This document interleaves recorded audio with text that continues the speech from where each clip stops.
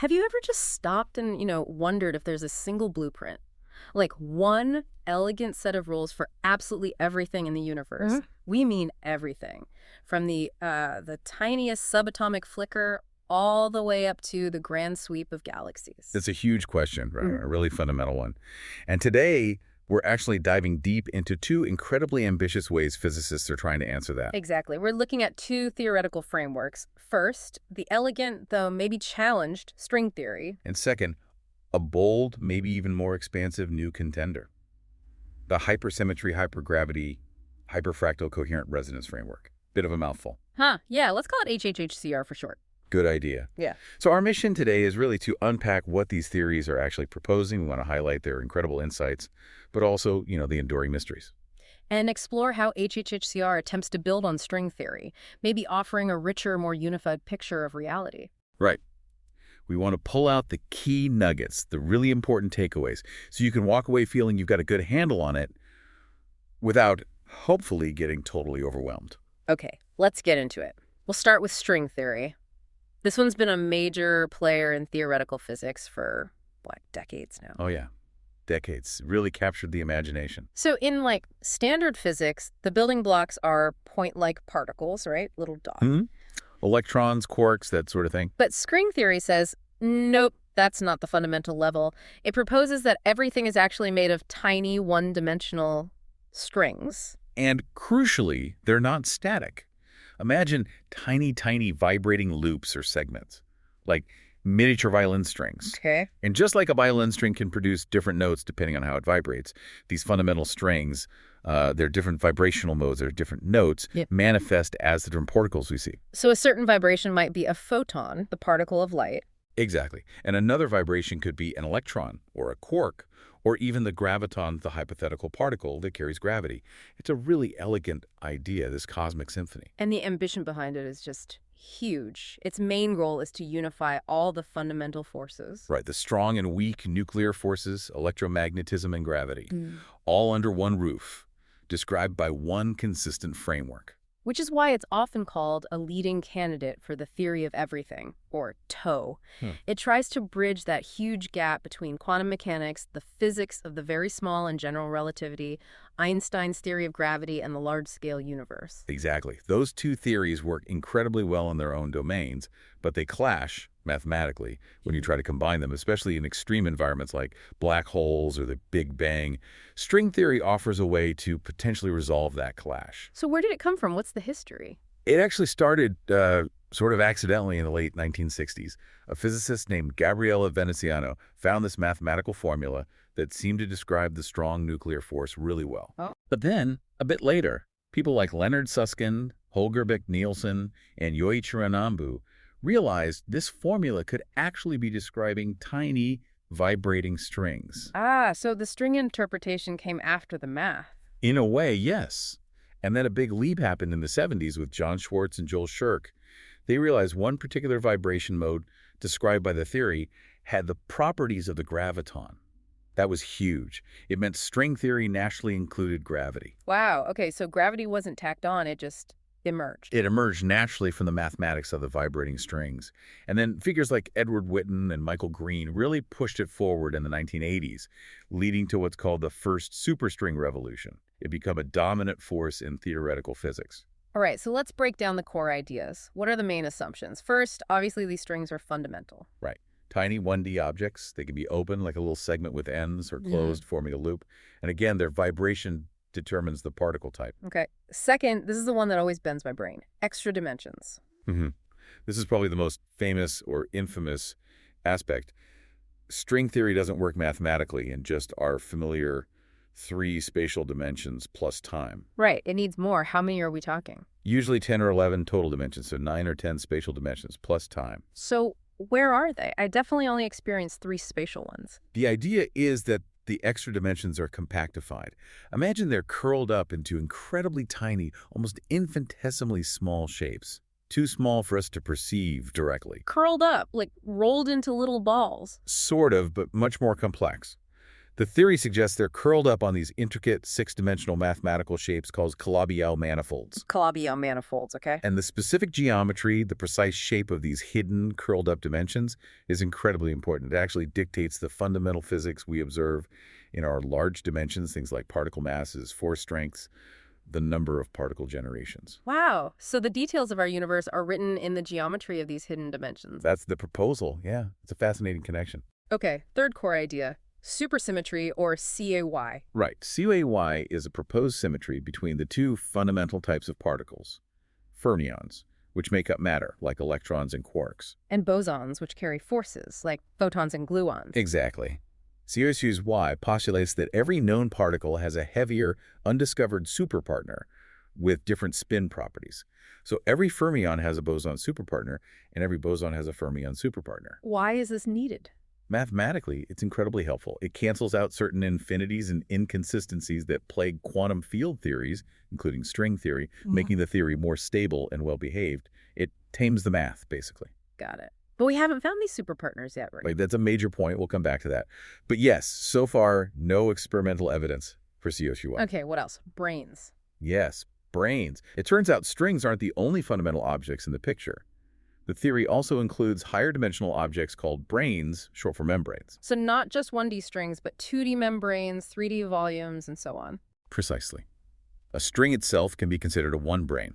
A membrane would be a two-brane. These branes can extend through multiple dimensions and strings can end on them. They become really important for understanding things like black holes and aspects of cosmology. And finally, gauge symmetries. That sounds familiar from standard particle physics. It is. Gauge symmetries are fundamental principles that dictate how particles interact, how forces work. String theory incorporates these gauge symmetries, showing how the force-carrying bosons arise from specific string vibration modes and mediate interactions between strings. Okay, so mathematically, it sounds incredibly complex, but also elegant. Deeply elegant, yes. It draws heavily on some very advanced areas of mathematics. Conformal field theory, which describes systems with scale invariance, Riemann surfaces, which are important for describing string interactions, and definitely those Calabi-Yau manifolds for compactification. And you mentioned M-theory earlier. And dualities. Right. One of the most fascinating discoveries in the 90s was the realization that the 5 different consistent versions of superstring theory that existed at the time were actually related. How so? Through dualities. These are profound mathematical equivalences. Imagine looking at the same object from different angles. It might look different, but it's still the same object. Key duality relates theories with large compactified dimensions to theories with small ones. S-duality relates theories with strong forces to theories with weak forces. So different theories are just different descriptions of the same underlying physics. Exactly. And these dualities strongly suggest that all 5 string theories are just different limiting cases, different perspectives of a single, more fundamental underlying theory operating in 11 dimensions. And that's M-theory. That's the proposed M-theory. We don't fully know what M-theory is yet. Its fundamental equations are still elusive, but it's the hypothetical parent theory that unites all the string theories. Okay, let's talk impact. What has string theory actually achieved, theoretically speaking? Well, its biggest achievement is providing a mathematically consistent framework for quantum gravity. As we said, the graviton emerges naturally as a string vibration mode. No other framework has really managed that so elegantly. That's huge. What else? It provides a natural setting for unifying all the forces and particles. It's given us incredible insights into black holes, particularly explaining their entropy, a measure of their information content, by counting the microscopic states of branes. Using D-branes, right? Precisely, D-branes.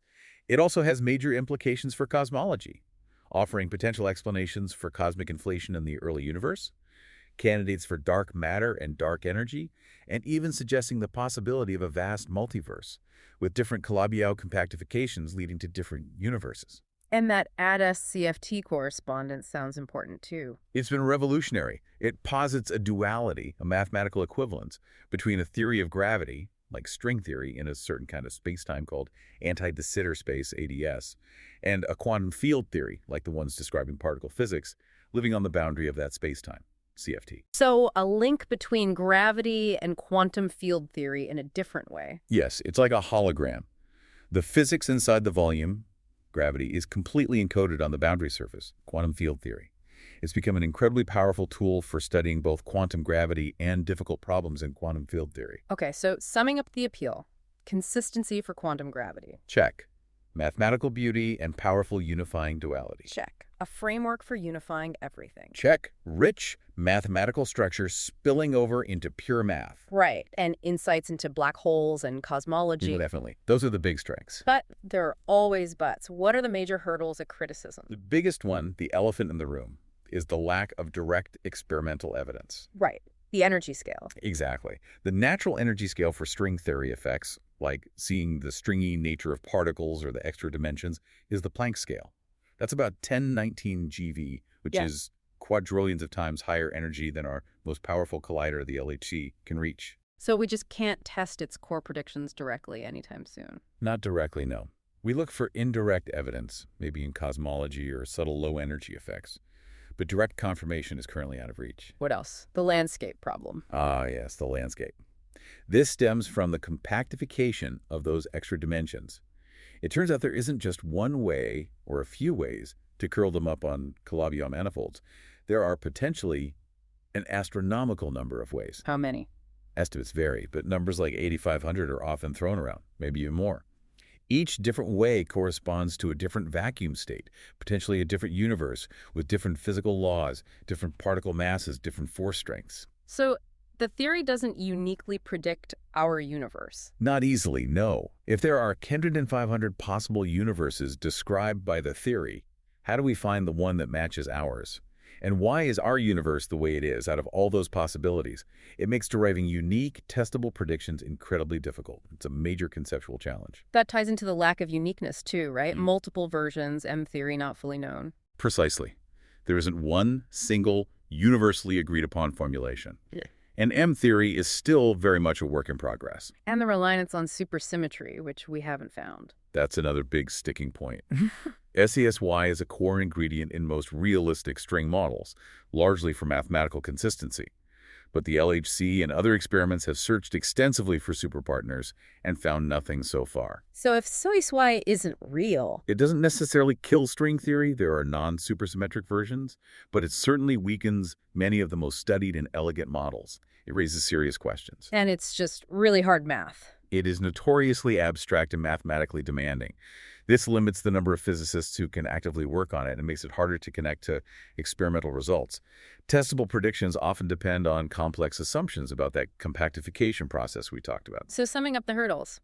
No direct experimental proof, this vast landscape of possibilities, no single unique theory yet, reliance on unconfirmed CSY, and it's incredibly complex. That captures the main challenges, yes. So despite its beauty and power, these challenges have definitely led some physicists to feel, well, maybe a bit stuck, and to look for alternatives. Absolutely. The lack of experimental progress and the landscape problem have definitely fueled debate and motivated the search for new ideas, new frameworks that might offer a clearer path forward. And this is where things get really interesting, because now we introduce this new contender we mentioned, the hypersymmetry, hypergravity, hyperfractal coherent resonance framework, HHHCR. Right. And the way our source material presents it, HHHCR doesn't aim to just throw string theory away. No, it's more like a reconstruction. It takes the core ambitions unification, explaining fundamental reality, but rebuilds the foundations using different principles. Exactly.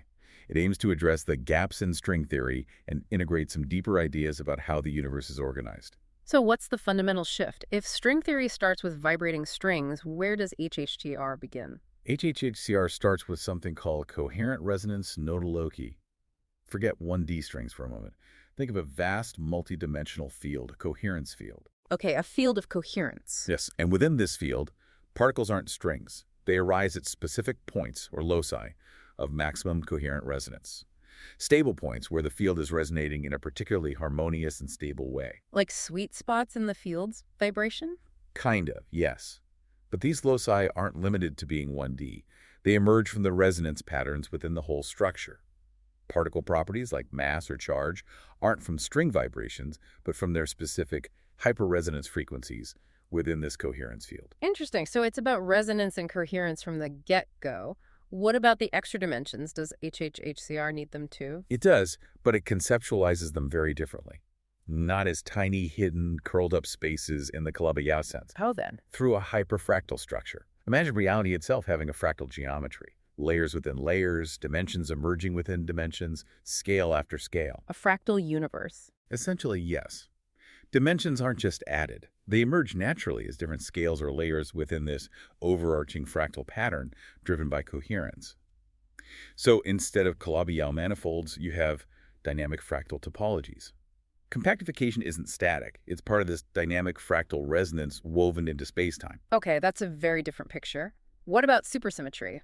Is CULY replaced? It is. HHHCR proposes a broader, more fundamental principle called hypersymmetry. Hypersymmetry. Broader how? It's presented as an inherent symmetry that doesn't just relate fermions and bosons, but unifies all particles and their coherence interactions within this hyperfractal field. Particle behavior, spin, and chirality are derived from how things interact coherently within this deeper hypersymmetric structure. It's seen as the underlying perfect balance of the system. And the branes, what happens to them? They're reinterpreted as hyperfractal membranes. These aren't just objects in spacetime. They're structures that extend across multiple layers of this hyperdimensional fractal reality. Okay, and how do they interact? Through hypergravity. This isn't just standard gravity. It's described as a force intrinsic to the hyperfractal structure, dynamically connecting these coherent nodal points and membranes across different fractal layers. Hypergravity. Does it do anything else? The source material suggests hypergravity is key.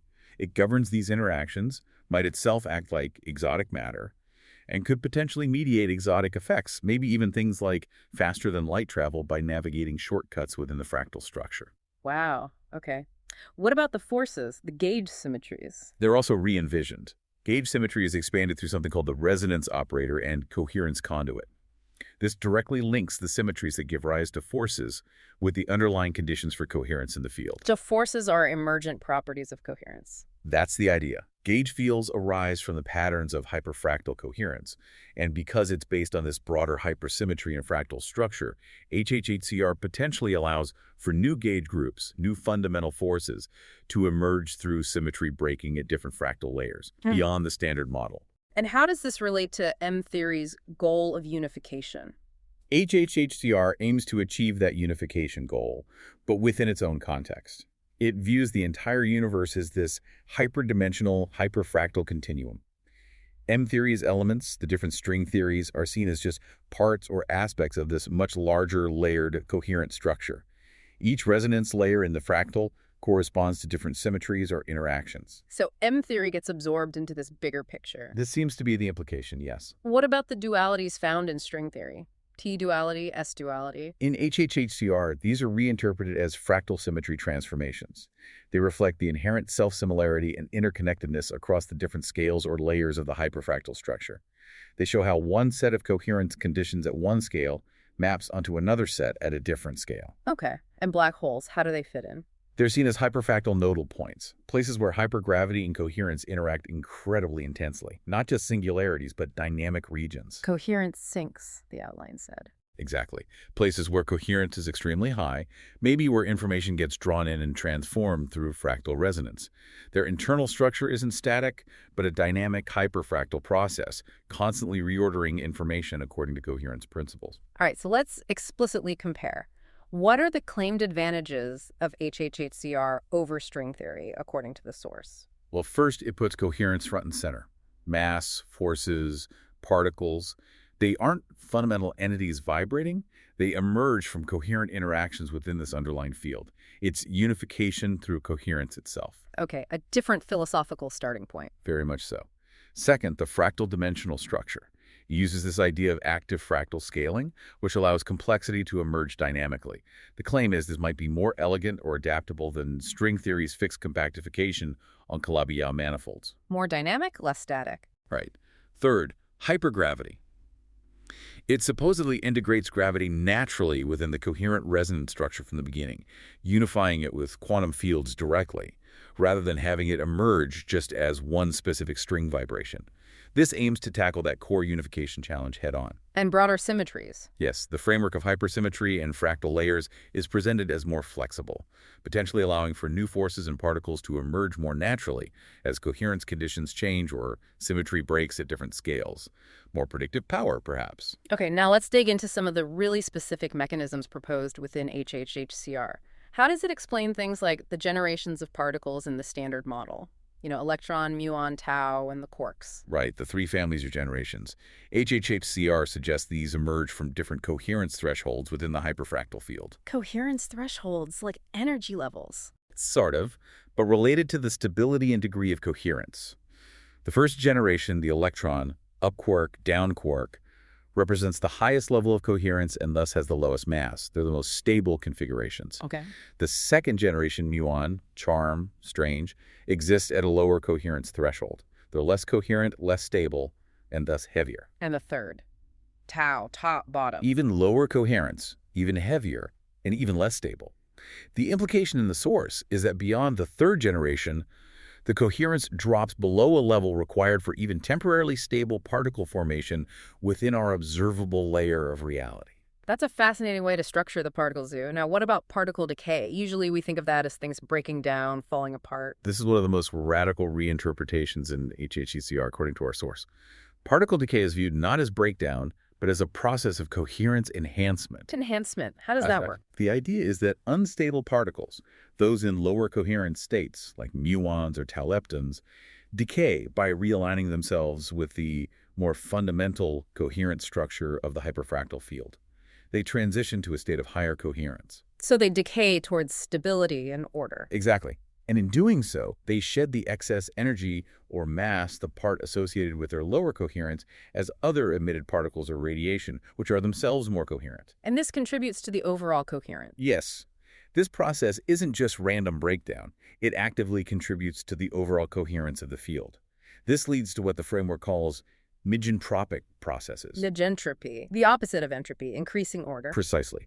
Instead of the universe just inevitably running down towards maximum disorder entropy, HHHCR suggests there's an inherent drive toward increased order, complexity, and self-organization, built right into the physics of decay and coherence. That's a pretty profound shift in perspective. What about mass and inertia? How do they arise? Again, they're not seen as intrinsic properties. Mass emerges directly from the degree of coherence alignment a particle has with the hyperfractal structure. So you said earlier, higher coherence, lower mass. Correct. The most coherent particles, like photons, maybe neutrinos, have little or no mass. Less coherent particles have more mass. Mass is a measure of deviation from perfect coherence, in a sense. And inertia, resistance to acceleration. Inertia is understood as a particle's resistance to changes in its coherence alignment. If something tries to push a particle, it's resisting a change in its resonance state within the coherence field. Highly coherent particles, having lower mass, naturally have less inertial resistance. Okay. How does this connect to the fundamental forces and gauge symmetries? The framework proposes that gauge symmetries, like the SU3, XSU2, BU1 of the standard model, dynamically unfold from these coherence conditions at different fractal layers. So each force corresponds to a different layer or level of coherence? Something like that. And symmetry breaking, the process that gives mass to particles like the W and Z bosons of the weak force, is interpreted as a reduction in coherence. Ah, so the weak force carriers are massive because they operate at a lower coherence level than, say, the massless photon of electromagnetism. That's the idea presented. The photon represents a state of perfect gauge coherence within its layer, hence massless. The W and Z bosons represent a state where that symmetry is broken, coherence is reduced, leading to mass and shorter range, weaker interactions. Could new forces emerge from this? The framework certainly allows for it. As the universe evolves or as coherence conditions change, new coherence patterns could emerge at different fractal layers, manifesting as new, higher-order gauge symmetries and thus new fundamental forces. Force strengths could also vary subtly based on coherence modulations. And harmonic resonance plays a big role, too. A central role, yes. It's not just about coherence, but resonant coherence. Even the fundamental constant speed of light, C. Planck's constant h-bar, gravitational constant g, are suggested to not be absolutely fixed, but to emerge from the overall harmonic resonance of the hyperfractal field. Meaning they could potentially vary slightly? Potentially, yes, maybe subtly changing over cosmic time or in different regions tied to the overall coherent state. And particles aren't just loci, they're specifically harmonic nodes within this resonant field. Like standing wave. That's a good analogy, yes. Stable points in a complex multidimensional resonance structure. And finally, how does HHHCR handle the compactification of extra dimensions, if not via Calabi-Yau? It's described as a dynamic process of fractal symmetry reduction. Instead of static geometric shapes, the higher dimensions become effectively compactified or hidden at our scale through the way symmetry breaks across the fractal layers, and hypergravity itself is proposed as the agent driving this dynamic compactification. So it's an active process, not just a fixed geometry. That seems to be the key difference emphasized in the source. Okay, this is where the framework seems to take a really bold leap, integrating physics with, well, deeper questions. Yes, the source material explicitly connects HHHCR to philosophical and ontological ideas about reality, consciousness, gentropy, and even concepts related to the divine. It's quite unique in that respect. Let's talk about symmetry breaking. Yeah. In standard physics, it's just a mechanism. How is it viewed here? It's framed entirely differently, not just as a disruption, but as a fundamental creative act. It's the process that allows complexity and diversity to emerge from an initial state of perfect unity. How so? The source describes the initial state of hypersymmetry as this perfect alignment, the ultimate cosmic potential where everything is unified, undifferentiated. Okay, pure potential. Then, the breaking of this hypersymmetry isn't chaos, it's a creative explosion. It's what gives rise to distinct forces, different particles, separate dimensions. It creates multiplicity from unity, leading to the rich, complex universe we see. But it's not random. No, crucially, the source states this symmetry-breaking process is guided by the coherence field itself. It unfolds in a way that generates new levels of order and structure, not just randomness. It creates organized complexity. And particle creation, mass generation, these are part of this. Directly. They are consequences of the specific coherence conditions that prevail during symmetry breaking. Particle creation is explicitly described as an act of cosmic creativity. Even space and time. They are also presented as emergent properties arising from symmetry breaking.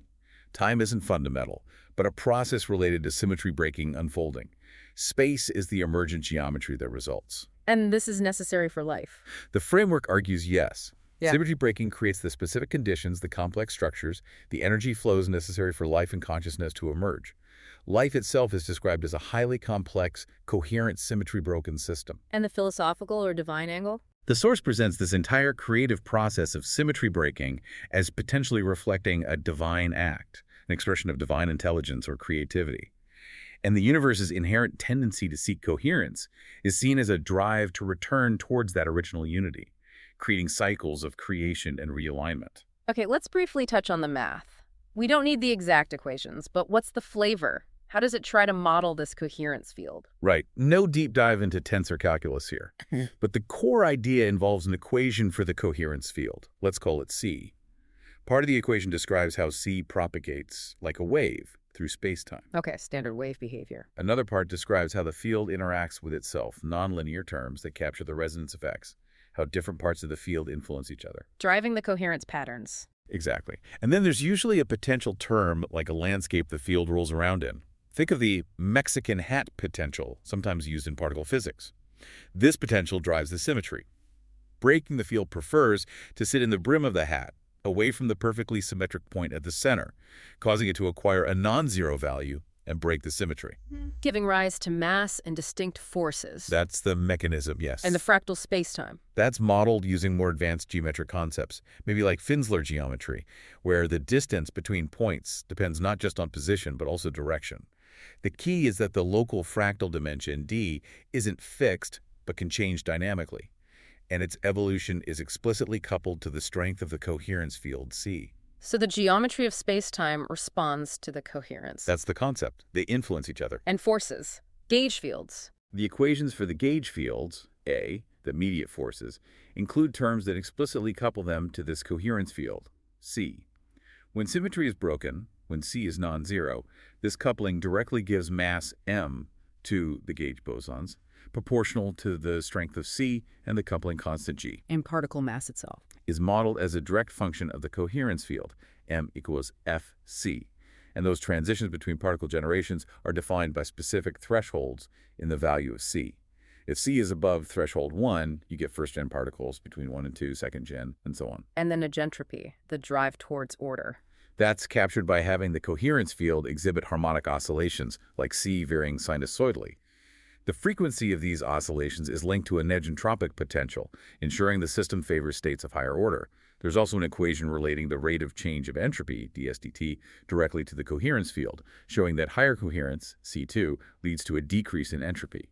dsdt is negative when C is large. So order increases when coherence is high, mathematically encoded. That's the claim. All right, this leads us to perhaps the most far-reaching idea presented in the source material for HHHCR, this concept of divine coherence as the foundation of physical law itself. Yes, this is where it moves most explicitly into integrating physics with metaphysics or philosophy. The core idea is that all the physical laws we know, Newton's, Maxwell's, Einstein's quantum rules, are not fundamental in themselves, but are instead expressions of what? expressions of a single, more fundamental law of coherence, a universal principle driving everything towards alignment, balance, and harmonious interaction. Forces, in this view, aren't just arbitrary rules. They are the tools of coherence, the mechanisms the universe uses to maintain or restore balance. And symmetry fits into this how? Symmetry is seen as the direct manifestation of this coherence, reflecting a divine harmony, as the source puts it. Symmetry breaking, then, isn't random disruption, but a purposeful, creative act within that coherent framework, allowing for structured diversity to emerge without losing the underlying connection. What about quantum mechanics? Quantum coherence. It's interpreted not just physically, but as an expression of this deeper divine interconnectedness. The weird quantum links between particles reflect this underlying unity. And decoherence, when quantum systems lose their coherence by interacting with the environment, is reframed as a realignment process, integrating the quantum system back into the larger coherence field of the macroscopic world. And the gentropy again? The coherence field, by driving these negentropic processes, reflects what the source calls divine intention for the universe to evolve towards greater complexity, order, and organization, rather than just decaying into heat death. And life? Biological life is presented as a prime example of this negentropy at work, a system that actively harnesses energy to create and maintain incredibly high levels of complex, coherent order, seemingly defying the usual tendency towards disorder. Does consciousness fit in? Yes. Consciousness is proposed to arise as a universal phenomenon from these coherent interactions within the field. This supports a form of pan-consciousness, the idea that consciousness isn't exclusive to brains, but is a fundamental aspect of reality emerging from coherence. Pan-consciousness. Wow. And as systems, including biological ones, achieve higher levels of coherence, they are thought to align more closely with what the framework refers to as the divine mind, the ultimate source of intelligence and coherence. Human consciousness is seen as a reflection, perhaps a particularly advanced one, of this universal potential. So the whole universe, its structure, its evolution, is governed by this law of coherence. The source describes the universe as a coherence machine, constantly, negentropically evolving towards higher states of order, complexity, maybe even awareness driven by this fundamental principle. and human evolution too. Is viewed within this same context. It's seen as a coherence-driven phenomenon, part of this larger cosmic trend, potentially aligning humanity more closely with this divine coherence field, enabling access to higher states of consciousness, and maybe even making us active co-creators within the universe's ongoing development. Right. Well, you have definitely just taken a deep dive into two incredibly ambitious, mind-bending theories. We certainly have. We started with string theory, mathematically beautiful, aiming for unification, but facing significant hurdles with experimental proof and that vast landscape of possibilities. And then we explored this HHHCR framework, which, according to our source, builds on string theory's goals but reconstructs the foundation. It proposes this dynamic, holistic vision where coherence is the absolute key. Yeah, coherence is the driving force behind particle emergence, the nature of forces, the structure of space-time, even the evolution of life and consciousness itself. It paints a very different picture. A framework that tries to offer solutions to string theory's challenges, yes, but also suggests a universe that is, well, purposeful, intelligently self-organizing maybe, with this built-in drive towards order and unity. It definitely leans into that interpretation, integrating physics with these deeper philosophical and potentially spiritual concepts in a way that's quite unusual for a physical theory. So, The final thought to leave everyone with. Hmm.